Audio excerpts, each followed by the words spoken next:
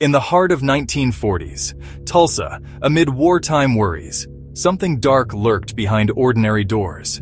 A seemingly ordinary duplex on East 21st Street would become notorious as the Hex House. This is the chilling tale of control, occult whispers, and a scandal that shocked a city. Dubbed the Hex House by the press, the duplex hid secrets the world could not imagine. At its center, one woman and two other lives chained by fear and deceit. Join us as we uncover the shadows. Carolyn Smith, born Opal Mary Carey in 1893, was no ordinary housewife. She arrived in Tulsa in the 1920s, settling into a life of comfort, at least on the surface. But tragedy and money would change everything. In 1934, her husband Fay died by gunshot in the Osage Hills, ruled suicide. His life insurance paid Carol Ann $31,000, a fortune during the Depression. Friends later said she talked about suicide obsessively before his death. That same year, her father Thomas Carey died, adding to her windfall. By the early 1940s, the 51-year-old widow moved into 10 East 21st Street. Two younger women joined her household, Virginia Evans and Willetta Horner. Virginia Evans, 31. Willetta Horner, 30. What began as shelter would become imprisonment. Smith would use mesmerism, scripture, and occult claims to bend them to her will. She taught them they were part of a religious purification. They called her the Svengali. Evans and Horner were forced into the basement, unheated, unloved. They slept on orange crates covered in cardboard and a single blanket. They bathed in laundry tubs and wore rags that went unwashed. Despite working steady jobs, their wages never stayed with them. They were forced to sign over every paycheck to Smith. Meanwhile, upstairs, Smith lived in comfort, a Packard car, 46 pairs of shoes, 26 hats, enough makeup to stock a drugstore. Smith even conned Virginia Evans' father out of $17,000 by claiming she was nursing a mentally ill daughter. She positioned herself as caregiver and guardian to control money and narrative. Her charm hid a coercive cruelty. Police later found books on mind control, magnetism, witchcraft, and self-mastery. Notes and rituals suggested deliberate psychological manipulation. She blended scripture and occult to justify beatings as purification. Beatings and starvation were rationalized as part of a religious plan. The victims emerged emaciated and traumatized. They were isolated from family and forbidden to leave freely. Reports hinted at a lurid sex angle, too scandalous for that era to elaborate.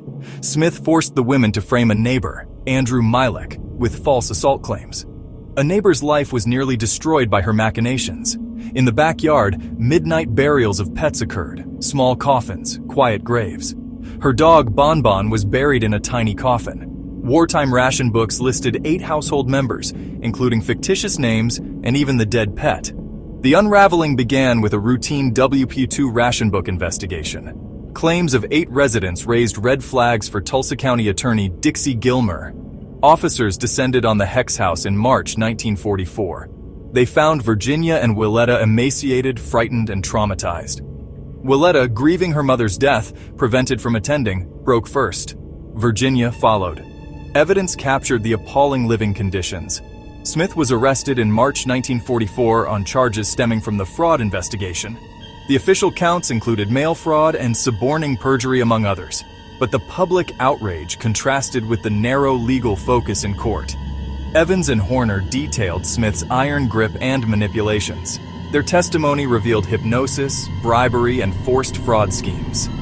Yet the court pursued the most provable violations. A jury convicted her of suborning perjury. She pleaded guilty to federal fraud. Her sentence, 1 year. Shockingly light for the abuses uncovered. After release, Smith's trail grows cold. Records and files later went missing. The victims reunited with family, but the scars, physical and psychological, remained. Recovery was slow and incomplete. Some questions were never answered.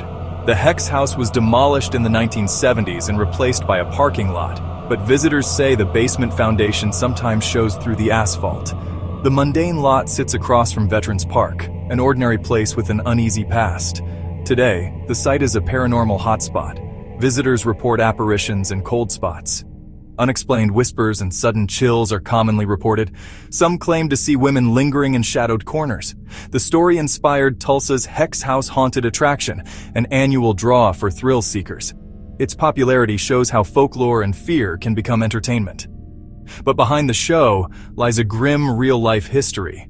Was Carolyn Smith a witch, a con artist, or simply mentally ill? The answer remains messy, blurring crime with the supernatural. Her tale resists tidy classification. Set against wartime rationing and fear, the Hex House case captured public imagination. Scarcity and suspicion made fertile ground for fraud and rumor, and for stories that would become legend. After the trial, records vanished. City files stolen, library documents gone. Researchers hit dead ends again and again. The story survives in fragments and eyewitness memory.